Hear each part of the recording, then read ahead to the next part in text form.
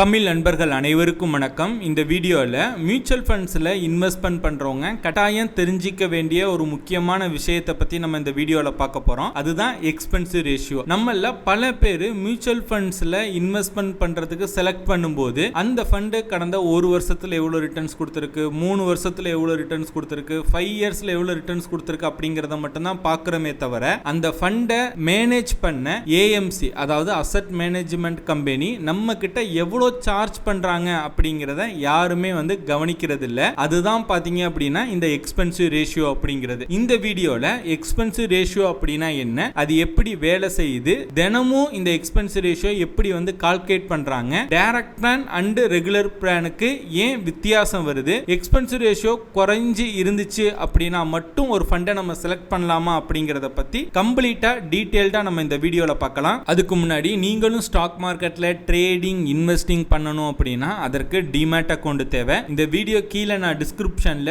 ஃப்ரீயா demat account open பண்றதுக்கான link கொடுத்திருக்கேன். அந்த லிங்கை கிளிக் பண்ணி வீட்டில இருந்தே ஆன்லைன் மூலம் ஃப்ரீயா ஒரு 5 மினிட்ஸ்ல அக்கவுண்ட் கிரியேட் பண்ணிக்கலாம். அக்கவுண்ட் கிரியேட் பண்ணும்போது உங்களுக்கு ஏதாவது சந்தேகங்கள் இருந்தது அப்படின்னா ஸ்கிரீன்ல தெரியுற அந்த வாட்ஸ்அப் நம்பருக்கு வாட்ஸ்அப் பண்ணுங்க, நான் உங்களுக்கு ஹெல்ப் பண்றேன். எக்ஸ்பென்சிவ் ரேஷியோ, இதை எளிமையா சொல்லணும் அப்படின்னா ஒரு மியூச்சுவல் ஃபண்டை மெயின்டைன் பண்றதுக்கு, நிர்வகிக்கிறதுக்கு ஏஎம்சி வசூலிக்கிற ஆனுவல் சார்ஜ் தான் பாத்தீங்க அப்படின்னா இந்த எக்ஸ்பென்சிவ் ரேஷியோ அப்படிங்கிறது. ஒரு ஃபண்டை நடத்துறதுக்கு நிறைய செலவுகள் ஆகும். உதாரணத்துக்கு இப்போ ஒரு மியூச்சுவல் ஃபண்ட் இருக்கு அப்படின்னா அந்த ஃபண்டுக்குன்னு ஒரு ஃபண்ட் மேனேஜர் இருப்பாரு, அவருக்கு நம்ம சேலரி கொடுக்கணும். ரிசர்ச் டீம் இருப்பாங்க, அவங்களுக்கு சேலரி இருக்கு. Administrative expense, marketing expense, register charges, custodian charges, audit expense, இந்த மாதிரி பல செலவுகள் இருக்கும். இந்த செலவுகள்லாம் பாத்தீங்க அப்படின்னா ஏஎம்சி ஸ்ட்ரெயிட்டா அவங்களோட பாக்கெட்ல இருந்து அவங்க செலவு பண்ண மாட்டாங்க. சோ இதெல்லாமே பாத்தீங்க அப்படின்னா அந்த மியூச்சுவல் ஃபண்ட்ல யாரு முதலீடு பண்றாங்களோ அவங்க கிட்ட இருந்து இந்த எக்ஸ்பென்சிவ் ரேஷியோ மூலமா அவங்க சார்ஜ் பண்ணிப்பாங்க.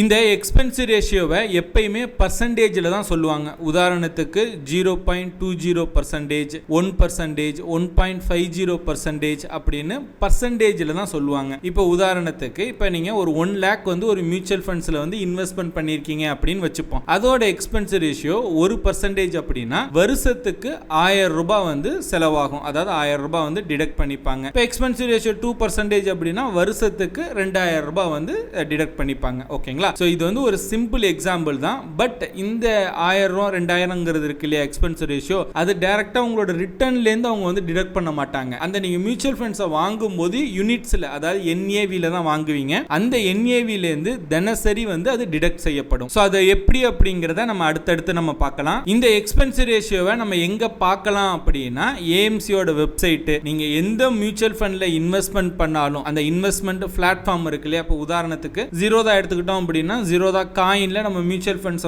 நம்ம சர்ச் பண்ணி பார்ப்போம் இல்லையா, கீழே பாத்தீங்க அப்படின்னா எக்ஸ்பென்சிவ் ரேஷியோ அப்படின்னு கொடுத்திருப்பாங்க. நெக்ஸ்ட் மியூச்சுவல் ஃபண்ட்ல ரொம்ப முக்கியமானது பாத்தீங்க அப்படின்னா இந்த பிளான்ஸ் தான். 2 பிளான் இருக்கு. ஒன்னு டைரக்ட் பிளான், இன்னொன்னு ரெகுலர் பிளான். டைரக்ட் பிளான் அப்படின்னா டைரக்டா ஏஎம்சி கிட்ட இருந்தே அந்த ஃபண்டை நம்ம வாங்குறது. ரெகுலர் பிளான் அப்படின்னா ஏஜென்ட் இல்லனா டிஸ்ட்ரிபியூட்டர் மூலமா அந்த மியூச்சுவல் ஃபண்டை நம்ம வாங்குறது. இந்த ரெகுலர் பிளான்ல நீங்க வாங்குனீங்க அப்படின்னா டிஸ்ட்ரிபியூட்டருக்கு கமிஷன் இருக்கும். அதனால எக்ஸ்பென்சிவ் ரேஷியோ கொஞ்சம் அதிகமா இருக்கும். உதாரணத்திற்கு ஒரு ஃபண்டுக்கு டைரக்ட் பிளான்ல எக்ஸ்பென்சிவ் ரேஷியோ 0.80% இருந்துச்சு அப்படின்னா இதுவே ரெகுலர் பிளானுக்கு எக்ஸ்பென்சிவ் ரேஷியோ பாத்தீங்கன்னா 1.80 இருக்கும். சோ அந்த டிஃபரண்ட் 1% இருக்குது இல்லையா, இது உங்களுக்கு சின்னதா தெரிஞ்சாலும் நீண்ட காலத்துல லாங் டேர்ம்ல பாத்தீங்க அப்படின்னா ஒரு பெரிய இம்பாக்டை ஏற்படுத்தும் நம்மளோட ரிட்டர்ன்ல. ஓகே, இந்த எக்ஸ்பென்சிவ் ரேஷியோவை டெய்லி எப்படி கால்குலேட் பண்றாங்க அப்படின்னா பொதுவா எக்ஸ்பென்சிவ் ரேஷியோ வருடத்திற்கு தான் கால்குலேட் பண்ணுவாங்க. ஓகேங்களா? ஆனா சார்ஜஸ்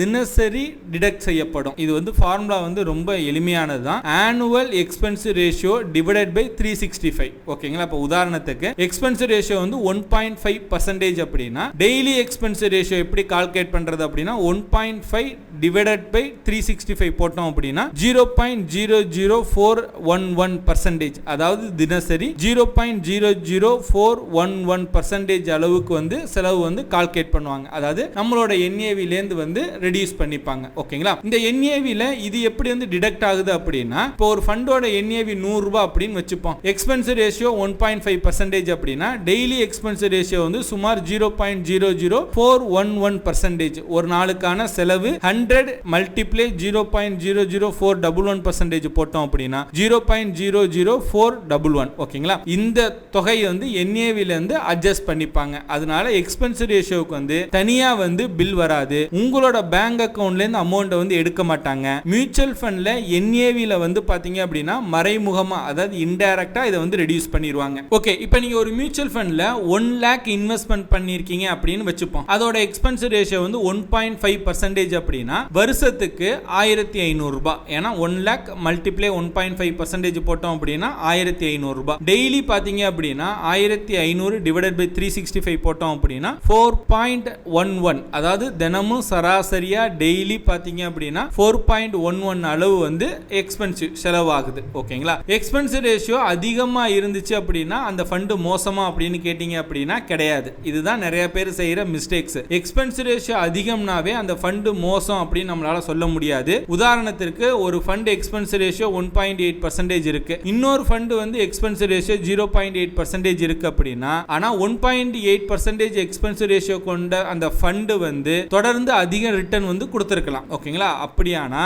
எக்ஸ்பென்ஸ் ரேஷியோ மட்டும் வச்சு நம்ம ஒரு ஃபண்டை வந்து நம்ம செலக்ட் பண்ண கூடாது. அப்போ ஒரு ஃபண்டை செலக்ட் பண்ணும்போது நம்ம என்னென்னலாம் பார்க்கணும் அப்படின்னா, fund performance, risk level, portfolio quality, fund manager experience, consistency, rolling returns, downside productions, இது எல்லாத்தையுமே நம்ம பார்க்கணும். பொதுவா மக்கள்கிட்ட பாத்தீங்க அப்படின்னா இண்டெக்ஸ் ஃபண்ட் இருக்கு இல்லையா, அதுல பாத்தீங்கன்னா அந்த எக்ஸ்பென்ஸ் ரேஷியோ வந்து ரொம்ப கம்மியா இருக்கும். அது ஏன் அப்படின்னு பாத்தீங்க அப்படின்னா, இண்டெக்ஸ் ஃபண்ட்ல வந்து ஃபண்ட் மேனேஜர் வந்து ஆக்டிவா ஸ்டாக் செலக்ஷன் வந்து பண்ண மாட்டாங்க. இண்டெக்ஸை அப்படியே காப்பி பண்றது மட்டும்தான். அதனால ரிசர்ச் காஸ்ட் வந்து கம்மி, மேனேஜ்மெண்ட் காஸ்ட் வந்து கம்மி. அதனால எக்ஸ்பென்ஸ் ரேஷியோ பாத்தீங்க அப்படின்னா ரொம்ப கம்மியா இருக்கும். நீங்க பல இண்டெக்ஸ் ஃபண்ட்ல பாத்தீங்க அப்படின்னா 0.10%, 0.20%, 0.30% இந்த ரேஞ்சில் தான் பாத்தீங்க அப்படின்னா எக்ஸ்பென்ஸ் ரேஷியோ இருக்கும். இந்த எக்ஸ்பென்ஸ் ரேஷியோ அதிகமா இருக்கிறதுனால லாங் டேர்ம்ல ஒரு பெரிய இம்பாக்ட் வந்து கிரியேட் ஆகலாம். இப்போ உதாரணத்துக்கு ஒரு இன்வெஸ்டர்ஸ் வந்து 20 இயர்ஸ்க்கு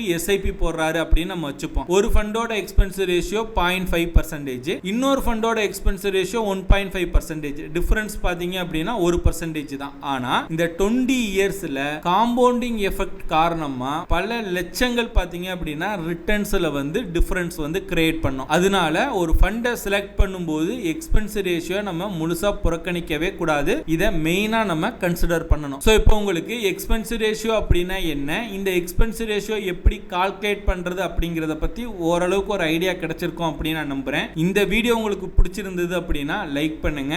வீடியோ பற்றின உங்களோட கருத்துக்கள், சந்தேகங்கள் எதுவாக இருந்தாலும் கீழே கமெண்ட் பண்ணுங்க. இந்த மாதிரி ஸ்டாக் மார்க்கெட் ரிலேட்டடாக நிறைய இன்ஃபர்மேஷன் அப்டேட்ஸ் எல்லாம் தெரிஞ்சுக்கணும் அப்படின்னா இந்த யூடியூப் சேனலை சப்ஸ்கிரைப் பண்ணி வச்சுக்கோங்க.